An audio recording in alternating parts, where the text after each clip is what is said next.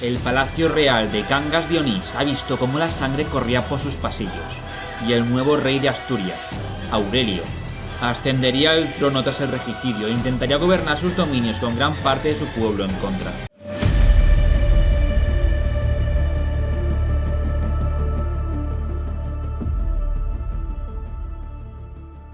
Recordemos que en el anterior vídeo, Fruela I había matado a su hermano y años después, los amigos de su hermano se vengaron y mataron al rey.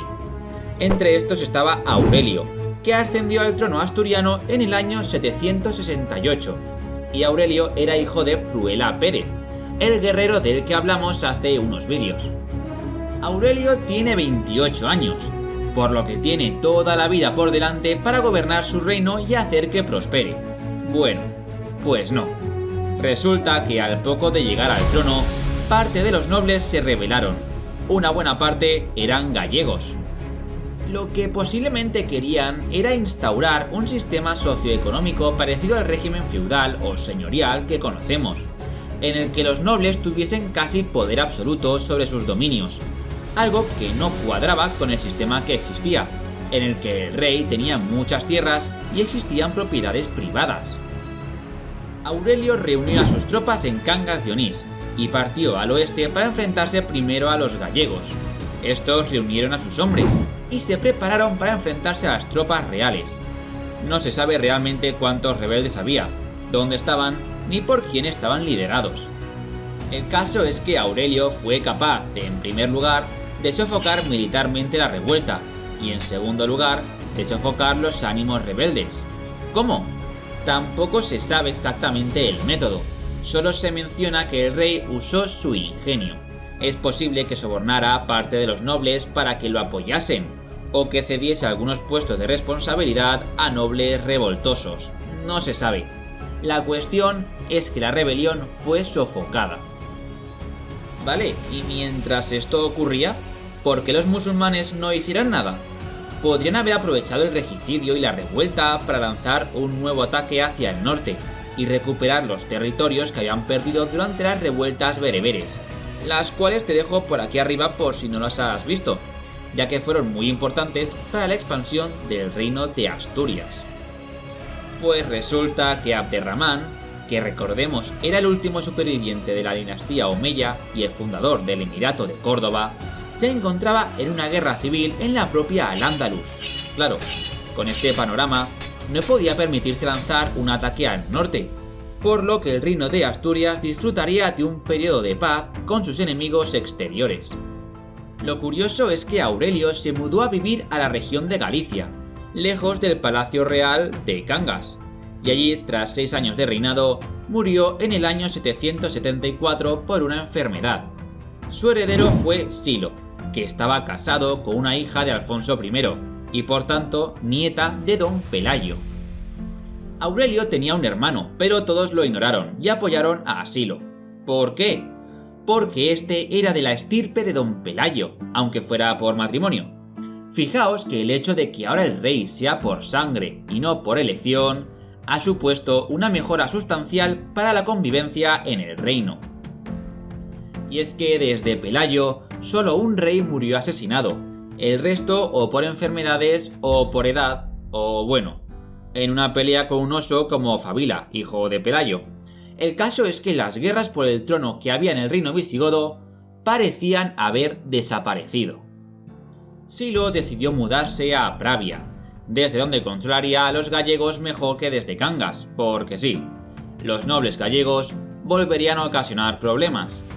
Cabe remarcar que no había un sentimiento nacionalista gallego, ojo. Era una rebelión de los nobles gallegos para amasar poder.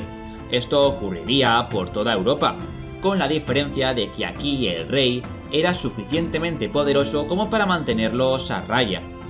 Es posible incluso que lo que quisiesen los nobles fuese deshacerse del dominio asturiano y fundar su propio reino. Vamos, de poner a un supuesto tirano para ser ellos mismos los tiranos. Sin embargo, pese a estas conjeturas, no se sabe con precisión cuáles eran las razones de la rebelión. De todas formas, los nobles lograron convencer al pueblo llano de que lo mejor era que los nobles gallegos tuviesen más poder que el rey de Asturias. y nobles y campesinos se armaron y unieron fuerzas para hacer frente a los asturianos.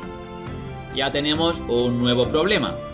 Silo reunió a sus tropas y las armó a conciencia, conocedor de la magnitud de la rebelión que estaba teniendo lugar al oeste de sus dominios.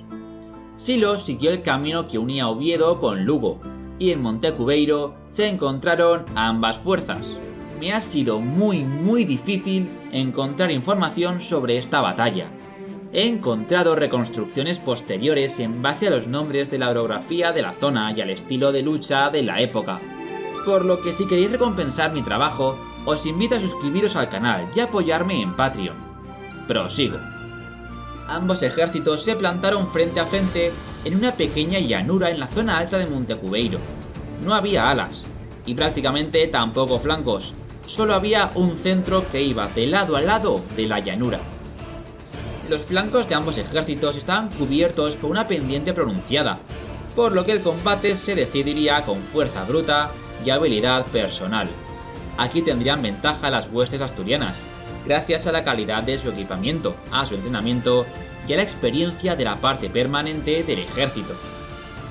Los asturianos contaban con arqueros, que se encontraban detrás de la infantería, y un contingente de caballería en retaguardia, que en la batalla sería prácticamente inútil debido a la falta de espacio para maniobrar.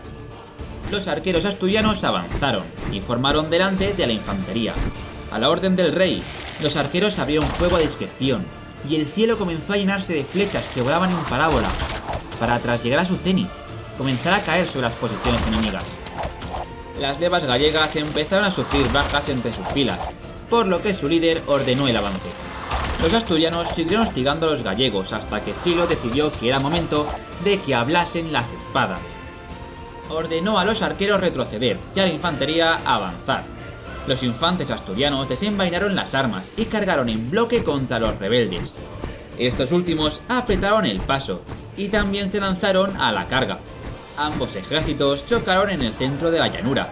Un combate lento, basado en empujones con escudos e intentos de alcanzar al contrario con la espada sin mirar. Los campesinos armados, que de pronto se veían envueltos en una batalla, entraban en pánico y gritaban de rabia y miedo mientras golpeaban con sus espadas. Esto era un error porque dejaban que la ira y no la mente controlase sus cuerpos, y eran pasto de los veteranos del bando contrario. Silo espoleó su montura y se acercó a la retaguardia de su infantería a la par que desenvainaba su espada. Hizo giros con esta sobre su cabeza, arengando a sus hombres a combatir y a vencer la batalla. Con la moral redoblada, los asturianos empezaron a ganar terreno, y esto es letal para el que lo pierde, pues le hace pensar que ya no hay posibilidad de victoria. Los rebeldes perdieron en efecto la fe en la victoria y tiraron las armas, dieron media vuelta y huyeron. Solo los verdaderos guerreros de entre sus filas resistían, pero fue en vano. Fueron rodeados por la infantería asturiana y masacrados. La infantería comenzó a perseguir a los que huían, pero Sila ordenó que se detuviesen y que la caballería se hiciese cargo del trabajo. Había acabado con el ejército en batalla, ahora debía acabar con su voluntad de combatir. La caballería se lanzó a la carga, persiguiendo a todos los rebeldes que huían cuesta abajo. Fue una carnicería, pues el momento de mayor debilidad de un ejército es cuando está huyendo. Los jinetes asturianos acabaron con todos los enemigos que huían, dando por finalizada la batalla de Montecubeiro. Tras la batalla, muy probablemente Silo llegó a acuerdos con los nobles supervivientes y con los que no se habían rebelado. Estos serían pactos políticos y económicos. La idea era, tras demostrar que si quería podía vencerles en batalla, enseñarles que también era un hombre piadoso y sensato con el que se podía llegar a acuerdos y que juntos podrían prosperar. Con Galicia pacificada y sometida de nuevo al poder asturiano, en el año 783, Silo murió sin descendencia, pero su viuda tenía un plan.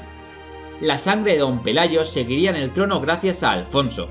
¿Os acordáis de cuando Fruela, en el vídeo anterior, murió y su mujer escondió a sus dos hijos? Pues sí, el hijo varón, Alfonso, fue propuesto para el trono, pero ¿lo lograría? Mejor lo vemos en el siguiente vídeo. ¡Un momento! Año 783. ¿Qué pasó en el año 778? Uy, la batalla de Roncesvalles. Pues tendríamos que conocerla también en otro vídeo.